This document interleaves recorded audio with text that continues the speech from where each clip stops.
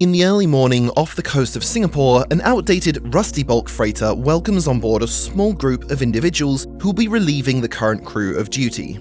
The ship has been sold by a European shipping company to what is known in the industry as simply a cash buyer, a convenient third party that will let the major public shipping company feign ignorance about where this ship is going to end up by the end of the week. The handover only takes a few hours. The old crew departs and catches a plane from Changi International Airport back to their home countries, and the new skeleton crew gets to work setting the ship up for what will be its final voyage. The tanks are filled with just enough bunker fuel to make the short journey up the Malacca Strait to the Indian Ocean, where the ship will meet its final resting place here on the mudflats of Al Lang, the largest shipbreaking yard in the world. During its roughly 3-day final journey, the cash buyer company will submit the paperwork to change the ship's flag state from Greece to St. Kitts and Nevis. They do this because what's about to happen, while not technically illegal, is heavily frowned upon by most of the world's governments.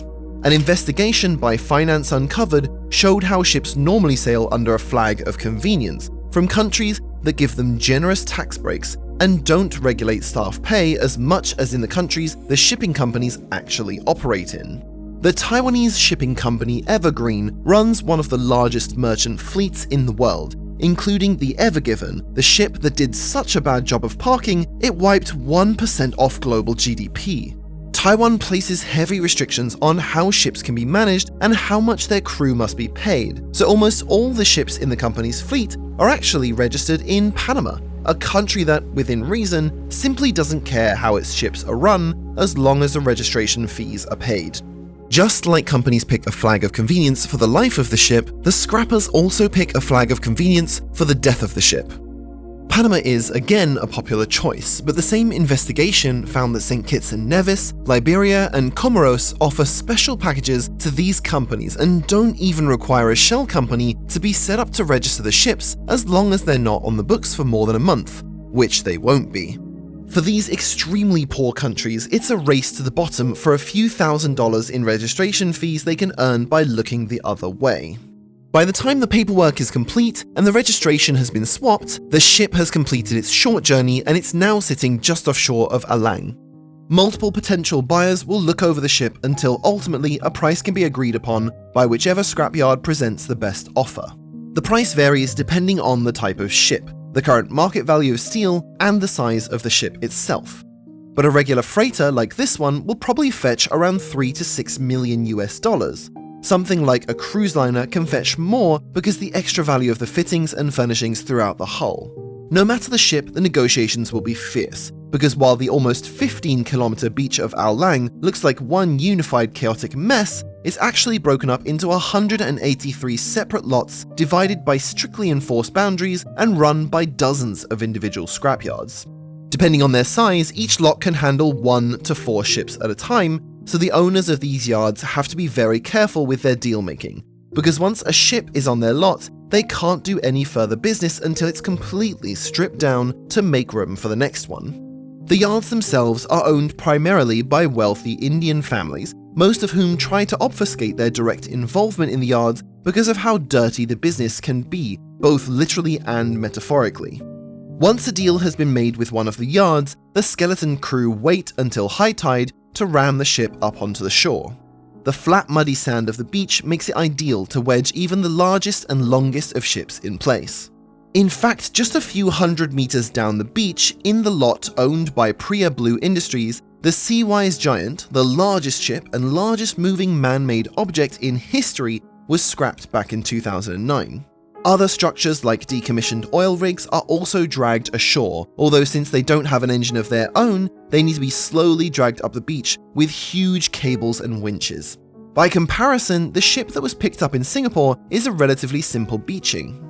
Once the tide goes back out again, the temporary crew can carefully make their way off the ship across the beach and to a local airport to go and repeat the process all over again on the next ship. Once they've finished the handoff, an army of scrapyard workers start the process of removing everything of value from the ship before it gets cut up for scrap. Most of the ship's value is now in its scrap steel, but wiring, control panels, furniture, machinery, and other appliances are all removed separately and sold to the hundreds of second-hand dealers that have opened for business in the city that's developed around the breaking yards. Thousands of young men from across India move to Al Lang every year to find work in the breaking yards themselves, or in one of the hundreds of businesses that have developed to support this primary industry. No matter exactly where they end up, the conditions these workers endure are nothing short of horrific. Safety standards are non-existent. The thick, muddy sand is polluted with oil, PCBs, heavy metals, asbestos, coolant, and other industrial chemicals. Clean drinking water and basic sanitation is not provided. The temperatures on the blackened beaches can reach 50 degrees Celsius, or 122 Fahrenheit. And even basic protective equipment like hard hats or enclosed shoes are not supplied by the yard owners, although workers are welcome to purchase it themselves. Those who aren't killed or injured quickly by falling debris, gas explosions, fires, or heat stroke will die slowly from cancer, mesothelioma, or respiratory complications from inhaling industrial smoke 15 hours a day. On the shores of Al Lang, there's a saying, "One ship a day, one life a day." On average, the shore completely disassembles a ship every single day, and well, you can probably work out the rest. Even though these yards are dealing with millions of dollars worth of materials, the margins on salvage are incredibly thin, so corners are cut wherever they can be to increase profits for the lot owners. The most obvious place where that happens, apart from worker safety, is in worker pay. According to investigations, pay on the shipbreaking yards ranges from around $10 a day for experienced workers who get inside the ships with gas axes and cut away parts of the hull, all the way down to just $2 a day for new workers sorting scrap parts by hand.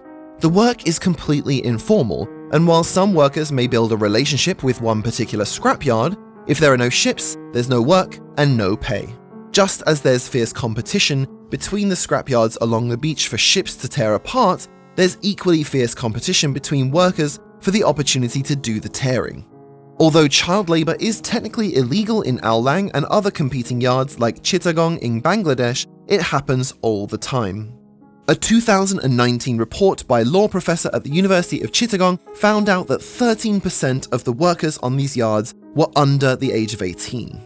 The immense environmental damage, extreme occupational dangers, and child labour violations that are commonplace in these yards are why big shipping companies and flag states try to keep as much distance as possible from these operations.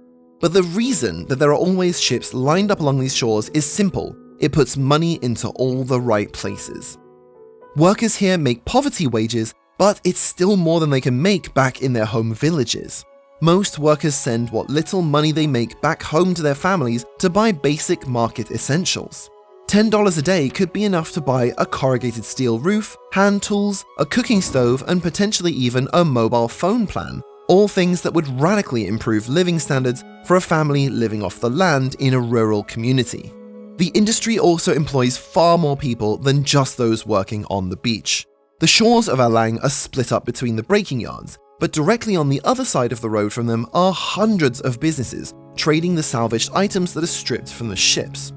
If the bilge pumps from the rusty old freighter were still in working order, they would have been sold separately to a small dealer like Shukla Marine Parts Supplier, which has a small warehouse just a few hundred meters away from where the ship is being torn apart. This pump would then be rebuilt and resold through informal WhatsApp deals to local shipping companies for a fraction of the price of a new part made in Germany. The government turns a blind eye to the conditions in these yards because it not only employs hundreds of thousands of workers, it's also one of the most cost-effective ways to source materials the country desperately needs to build its economy. 10% of the steel consumed in India comes from these ships. In Bangladesh, it's over 20%. The largest population in the world needs a place to live, and high-capacity buildings rely on rebar to keep them structurally sound.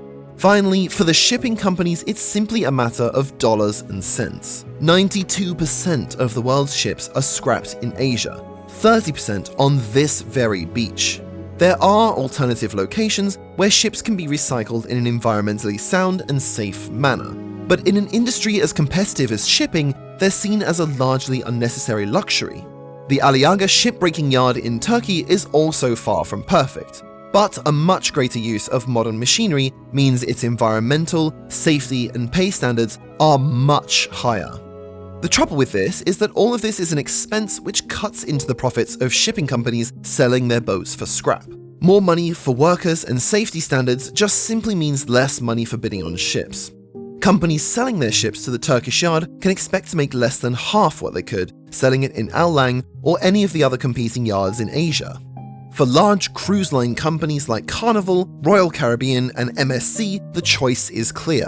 Their business relies on a good brand that appeals to everyday consumers, so the risk of having one of their visually distinct ships crush a child worker in a third world country is not worth the extra money they can get from the scrap. But cargo shipping services are basically completely fungible. No normal person can tell the ships apart, and exporters will pay whoever is offering the lowest rate to move their containers across the world with little regard for the ethical reputation of the ship itself. Now, there is reason to be hopeful. Companies like GMS, which is the largest third-party cash buyer of ships in the world, has started publicly talking about ESG efforts in the process of ship recycling. Now, this is almost certainly largely performative greenwashing, but the reason they're bothering to do this in the first place is because the industry of shipbreaking has started getting attention. With attention comes scrutiny, and with scrutiny comes genuine change. Hopefully, in whatever small way it can, this video helps to speed that up. Subscribe.